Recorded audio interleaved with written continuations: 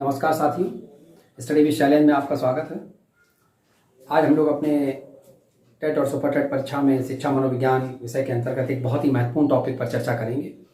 क्योंकि ये आपके सुपर टेट के सिलेबस के अंतर्गत एक नया जोड़ा गया सेक्शन है, जीवन कौशल एवं प्रबंधन। तो जिसके अंतर्गत एक इम्पॉर्टेंट टॉपिक दिया गया है शैक्षिक पर्यवेक्षण।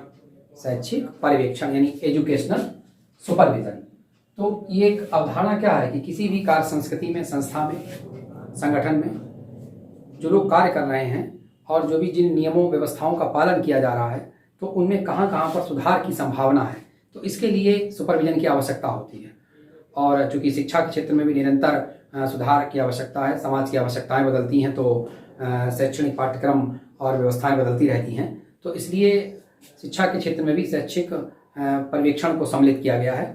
और मनोवैज्ञानिक जो किम्बाल बाइल्स हैं, उनके द्वारा शैक्षिक पर्यवेक्षण की एक बहुत ही महत्वपूर्ण परिभाषा या स्टेटमेंट कह सकते हैं हम लोग दिया गया है। और किम्बाल बाइल्स का ये कथन है ये कि पर्यवेक्षण एक उत्तम शिक्षण अधिगम, यानी जो एक बेहतर टीचिंग लर्निंग मेथड हो सकता है, यानी पर्यवेक्षण एक उत्तम शिक्षण अधिगम के विकास में सहायता देता है। यानी जो टीचिंग लर्निंग मेथड की जो बेटर से बेटर कंडीशंस हो सकती हैं, उसके विकास में सहायता देने का कार्य कौन? पर्यवेक्षण करता है। इसी के माध्यम से छात्रों की या संपूर्ण व्यवस्था जो शिक्षण अधिगम प्रक्रिया से जुड़ी हुई है में सुधार के लिए निरंतर प्रयास किए जाते हैं, फीडबैक प्राप्त किए जाते हैं, और क्या कमियां रह जाती हैं जिसके अंतर्गत जो विषय वस्तु है वो छात्रों तक भली भांति पूर्ण रूपेण नहीं पहुंच पाती है या उसे आत्मसात नहीं कर पाते हैं। और इसी के आधार पर समय समय पर टीचर्स की ट्रेनिंग और बहुत सारे इनोवेशंस को भी इंक्लूड किया जाता है। तो शैक्षिक पर्यवेक्षण का नाम आते ही सबसे पहले तो आपको किम्बाल बाइल्स का नाम ध्यान रखना है कि शैक्षिक पर्यवेक्षण एक उत्तम शिक्षण अधिगम परिस्थिति के विकास में सहायता देता है। और पर्यवेक्षण शब्द है तो पर्यवेक्षण के लिए कोई संस्था, समूह या संगठन पर्यवेक्षक के रूप में कार्य करता है। पर्यवेक्षक मीन्स सुपरवाइजर। तो जो सुपरवाइजर है उसमें 3 से 4 बहुत महत्वपूर्ण गुणों का होना आवश्यक है। इसमें सबसे पहले जो स्थान दिया गया प्रशासनिक क्षमता का, यानी एडमिनिस्ट्रेटिव पावर होनी चाहिए। एडमिनिस्ट्रेटिव कैपेसिटी ऐसी हो कि पर्यवेक्षक बेहतर ज्ञान रखता हो उन क्षेत्रों का, ताकि वो स्वयं को उन मापदंडों पर अधिक बेहतर जाकर आकलन करने में समर्थ हो सके जो एक पर्यवेक्षक में होने चाहिए। संबंधित साथ ही उसे व्यवसाय के ज्ञान भी होना चाहिए। व्यवसाय ज्ञान का अर्थ क्या है कि जिस क्षेत्र का पर्यवेक्षण वो कर रहा है उसी क्षेत्र से संबंधित उसे ज्ञान हो, अनुभव हो, और ताकि वो अपने अनुभव के आधार पर ही एक वस्तुनिष्ठ निर्णयों का निर्धारण कर सके। और एक महत्वपूर्ण शब्द व्यक्तिगत गुण। व्यक्तिगत गुण पर्यवेक्षक में क्या है कि उसे किसी भी पूर्वाग्रह से प्रेरित नहीं होना चाहिए और उसे प्रयास करना चाहिए कि वो तार्किक, निष्पक्ष और वस्तुनिष्ठता के आधार पर पर्यवेक्षण करे, और अपने पर्यवेक्षण के आधार पर जो भी वो निष्कर्ष दे, उन्हीं निष्कर्षों के आधार पर पूरी शिक्षण अधिगम प्रक्रिया के जो 3 बिंदु हैं, 3 बिंदु कौन? जैसा कि हम लोग जानते हैं, शिक्षण अधिगम की प्रक्रिया एक त्रिध्रुवीय प्रक्रिया है, यानी एक शिक्षक है, एक शिक्षार्थी या विद्यार्थी है, और एक अधिगम की विषय वस्तु है। तो पर्यवेक्षण का उद्देश्य क्या है? शिक्षक का विकास, और साथ ही विकास का अर्थ हो जाएगा शिक्षक के ज्ञान में वृद्धि करना, नवाचार से प्रेरित करना, समय समय पर उसका प्रशिक्षण देना, और साथ ही विद्यार्थी की अभिवृद्धि करना और शिक्षण अधिगम प्रक्रिया को बेहतर बनाना, ताकि पाठ्यक्रम में उन विषय वस्तुओं का भी समावेश किया जा सके जो समाज की आवश्यकताओं के अनुरूप हैं, छात्रों की कमियों का पता लगाया जा सके और उन्हें दूर किया जा सके, जो निदान कहलाता है। और साथ ही शिक्षक को भी नवीन बदलती परिस्थितियों के संदर्भ में शैक्षणिक प्रक्रिया को किस प्रकार से अधिक प्रभावी बनाया जाए, इसके लिए उसे समय समय पर सुझाव और परामर्श भी उपलब्ध कराए जाते हैं। तो पर्यवेक्षक एक परामर्शदाता भी है जो पूरी शिक्षण अधिगम प्रक्रिया को परामर्श देके बेहतर स्थिति में ले जाने के लिए निरंतर प्रयासरत करता है और प्रेरित करता है। और पर्यवेक्षण की आवश्यकताएं देखिए, पर्यवेक्षक और फिर पर्यवेक्षण की आवश्यकता क्या है।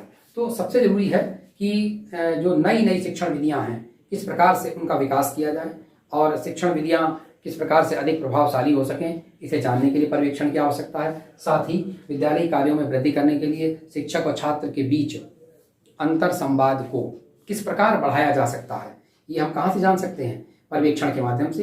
यानी बोथ साइड इंटरेक्शन में कहाँ पर कमियां आ रही हैं और कहाँ पर सुधार की संभावना है, ये हम जान सकते हैं पर्यवेक्षण के माध्यम से। साथ ही अध्यापक प्रशिक्षण, टीचर्स ट्रेनिंग, देखिए बहुत इंपॉर्टेंट है। अध्यापक विद्यालय में छात्र का आदर्श होता है।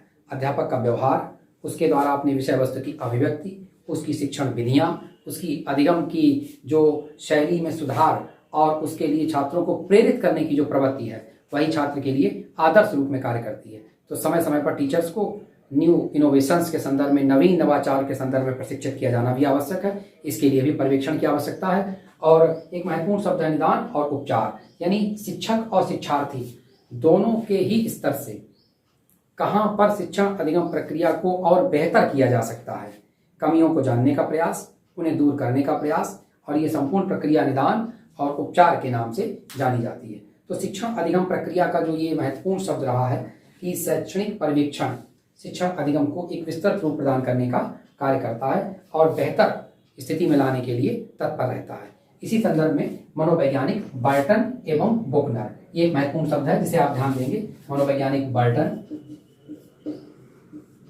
एवं बुकनर,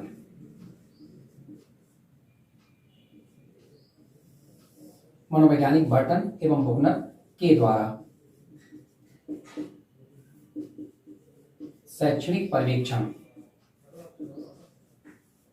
के 4 सिद्धांतों का प्रतिपादन किया गया है।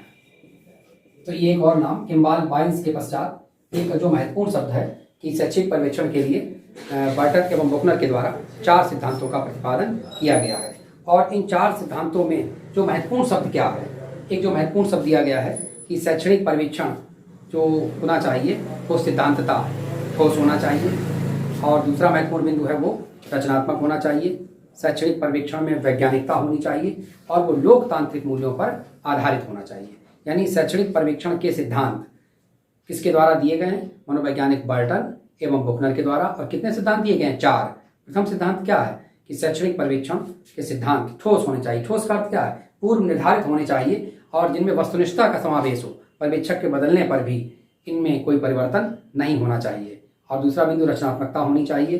पर्यवेक्षण के जो सिद्धांत हैं उसके अंतर्गत महत्वपूर्ण शब्द वैज्ञानिकता होनी चाहिए। और साथ ही में एक बहुत महत्वपूर्ण शब्द है कि शैक्षणिक पर्यवेक्षण लोकतांत्रिक मूल्यों पर आधारित होना चाहिए। लोकतांत्रिक का अर्थ क्या है? यानी किसी के साथ भेदभाव न किया जाए, निष्पक्षता, तार्किकता, वस्तुनिष्ठता और न्यायपूर्णता इनका समावेश हो, तभी किसी प्रक्रिया को लोकतांत्रिक मानकों पर खरा उतरा हुआ माना जा सकता है। तो बर्टन और बुकनर ये महत्वपूर्ण शब्द किसके लिए हैं? शैक्षणिक पर्यवेक्षण के लिए। और ये 4 इनके द्वारा दिए गए सिद्धांत हैं। और इसी प्रकार हम लोग शैक्षणिक पर्यवेक्षण के संदर्भ में, जीवन कौशल प्रबंधन के संदर्भ में आगे टॉपिक्स पर चर्चा करते रहेंगे। और वीडियो को लाइक और शेयर करते रहें आप। और आगे जो भी आपकी क्यूरीज रहती हैं उन्हें आप हमारे ऐप पर जाकर भी डायरेक्ट हम लोगों से लाइव जुड़कर भी डिस्कस कर सकते हैं। और जो भी कोई आपकी एजुकेशन, साइकोलॉजी संबंधी, शिक्षा मनोविज्ञान संबंधी कोई भी क्यूरी है उसके लिए आप स्टडी विद चैलेंज से जुड़ सकते हैं। Thank you.